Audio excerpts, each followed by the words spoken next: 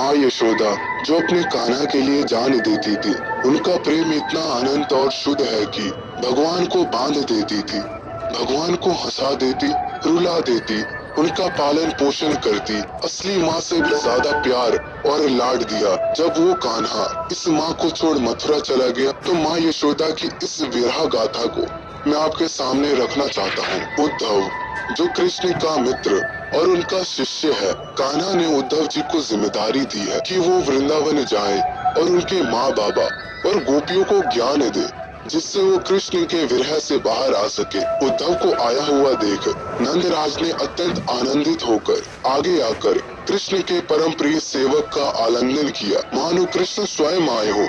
ऐसा मानकर नंदराज ने उद्धव का स्वागत किया। कृष्ण जितने दिनों तक व्रज में थे, उतने दिनों तक नंद के भवन में सब कुछ भरा पूरा था, परंतु जिस दिन भी मथुरा चले गए, उस दिन से ब्रजपति के ग्रह का भी सब कुछ मानो चला गया। नंदराज के ग्रह की सफाई नहीं होती थी, रसोई घर में खाना नहीं पकता था, चूल्हों का उपयोग नहीं होने से मकड़ियों ने जाला बुन रखा था। किसके लिए यशोदा भोजन बनाएगी? कृष्ण के चले जाने के साथ साथ ही उन लोगों की भी आहार, निद्रा, साज सज्जा मानो सब कुछ बंद हो गया था।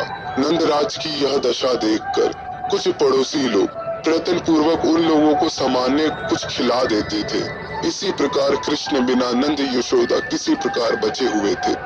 आज उद्धव को देखकर तथा कृष्ण ने ही उनको भेजा है, यह जानकर नंदराज ने बहुत दिनों के बाद आनंद से भर के उद्धव को गले लगा लिया। उद्धव नंद भवन में आए हैं, उन्हें कुछ खिलाना होगा, परंतु भोजन बनाने का कार्य तो बहुत दिन पहले ही बंद हो चुका है। नंदराज की स्थिति देखकर किसी पड़ोसी ने थोड़ा खीर बनाकर ला दिया। ये सब होने के बाद उद्धव और नंदराज बात करने लगे। उद्धव उन्हें समझा रहे हैं कि वो भगवान हैं, आपके बेटे नहीं, और नंद बाबा का दुख और बढ़ गया ये जान के कि भगवान उन्हें छोड़कर चला गया। तभी एक बूढ़ी पतली सी औरत आई, वो माँ यशोदा थी। उन्होंने उद्धव को देखा, उनको एक पल के लिए लगा कि उनका कान्हा आ गया। वो दौड़ के उद्धव के पास गई, उन्हें गले लगा लिया और फूट फूट कर रोने लगी, उनका माथा चूमने लगी। तभी नंद बाबा बोले, छोड़ दो इसे यशोदा, ये हमारा कान्हा नहीं, उसका मित्र है। माँ यशोदा फूट फूट के रोने लगी और उद्धव से बोला, उद्धव, जब से मेरा कान्हा गया है तब से किसी ने मुझे मैया कहकर नहीं पुकारा।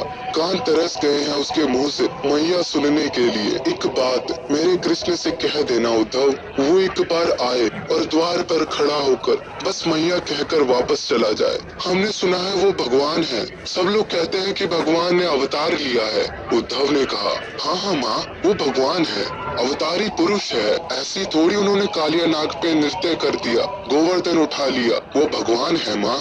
माँ ने कहा, यदि वो भगवान है तो एक बार अपनी इस भक्त की इच्छा पूरी कर दे, द्वार पर आकर मैया कहकर चला जाए। मुझे उसका सांवला मनमोहन सूरत देखना है। उद्धव, कह देना अपने मित्र से। उद्धव बोले, माँ, वो भगवान है, भगवान किसी के बेटे, भाई, मित्र, प्रेमी नहीं होते। आप इस ज्ञान को स्वीकार करो, वो पार ब्रह्म है, वो किसी के बेटे नहीं। माँ यशोदा बोली, तुझे भ्रम हुआ है उद्धव, वो मेरा बेटा है, मेरा लाल है। उद्धव बोले, मुझे भ्रम नहीं माता, मैं वेदों शास्त्रों का ज्ञाता हूँ। मैया बोली, अच्छा, अगर वो भगवान है तो उद्धव, तो तुम बताओ, क्या कोई भगवान को बांध सकता है क्या? क्या ब्रह्मा, विष्णु, शिव कोई भी तुम्हारे पार ब्रह्म कृष्ण को बांध सकता है? उद्धव बोले, नहीं नहीं माँ, उन्हें कोई बांध नहीं सकता। मैया बोली, वो देख उखल पड़ा है, उससे बांधा है मैंने, उससे बांधा है, उसकी गलतियों पे उसकी पिटाई भी लगाई है। और क्या तेरे भगवान को कोई दूध पिला सकता है? मैंने अपने देह का दूध पिलाया है उसे, वो तेरे लिए होगा भगवान, मेरे लिए तो मेरा लाल, मेरा कान्हा, मेरा बेटा है। ये सब बोलते बोलते, रोते रोते माँ यशोदा बेहोश हो गई। नंद बाबा उन्हें उठा के अंदर ले गए।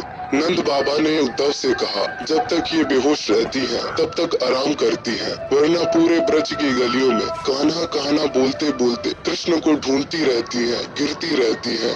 पालने के सामने बैठ के बोलती हैं, कान्हा उठ जा, कब तक सोएगा लाला? या फिर बोलती हैं, लाला तो अभी तक नहीं सोया, कब तक जगेगा? सो जा कान्हा, कृष्ण के विरह में कैसे तैसे हमारा जीवन चल रहा है, जाकर कह देना अपने कृष्ण से, कोई ज्ञान हमारा दुख नहीं शांत कर सकता। चाहता। अगर उसे हमारा दुख मिटाना ही है तो हमसे मिलने आए, हमें मैया बाबा कहकर बुलाए। ये सब देखने के बाद उद्धव जी का मन दुख से भर गया। उनके पास इन प्रश्नों के कोई उत्तर नहीं थे। वो उल्टे पैर मथुरा को लौट गए। जब वो मथुरा पहुँचे, उन्होंने कृष्ण से रोते रोते कहा, वो लोग आपसे इतना अनंत प्रेम करते हैं, आप उनके पास लौट क्यों नहीं जाते प्रभु? आपको उनकी चिंता नहीं क्या? आप उनके लिए कुछ क्यों नहीं करते? श्री भगवान वाचा, कृष्ण ने कहा, जरासंध बार बार मथुरा पे आक्रमण कर रहा है। मैं मथुरा छोड़ के वृंदावन गया और अगर उसे पता चला कि मेरे मित्र, मेरे मैया बाबा और मेरे परिजन वहाँ हैं, तो उनके प्राण संकट में पड़ जाएंगे। और दूसरी बात उद्धव, तुम्हें क्या लगता है उद्धव, मैं अपनी मैया की चिंता नहीं करता? जब मेरी मैया मुझे वृंदावन की गलियों में ढूंढते ढूंढते बेहोश होकर गिर जाती है, पूरी तरह से थक जाती है, तो तुम्हें क्या लगता है उन्हें सही सलामत घर तक कौन छोड़ के आता है? मैं हमेशा अपने दिव्य रूप में अपनी मैया के साथ रहता हूँ, पर वक्त की जरूरत ही ऐसी है कि मैं उन्हें कभी प्रत्यक्ष रूप से नहीं मिल सकता।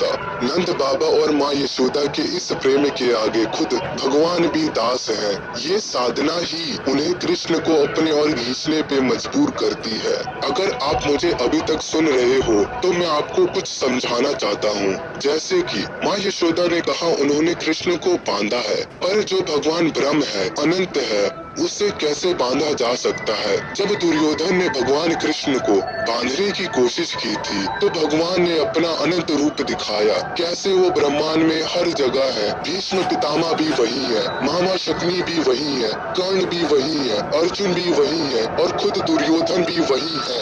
दुर्योधन उन्हें बांध नहीं पाता, उनका अनंत रूप देख के डर से कांपने लगता है। तो फिर माँ यशोदा ने कैसे बांधा भगवान को? यही आता है प्रेम। भगवान ना पूजा के भूखे हैं, ना तुम्हारे मंत्रों के उच्चारण के भूखे हैं, ना तुम्हारे पकवानों के भूखे हैं। वो केवल और केवल भाव, प्रेम भाव के भूखे हैं। दुर्योधन ने उन्हें घमंड से बांधने का प्रयास किया, इसलिए भगवान ने अपना रूप अनंत विस्तार कर लिया। लेकिन माँ यशोदा का प्रेम ही ऐसा है कि कान्हा को बंधने में भी मजा आता है। उन्हें सुख मिलता है कि उनका भक्त उन पे हक जताता है और उन्हें अच्छा लगता है कि उनका भक्त उन पे अपना अधिकार मानता है। इसी अधिकार से माँ यशोदा ने कृष्ण भगवान को बांधा था।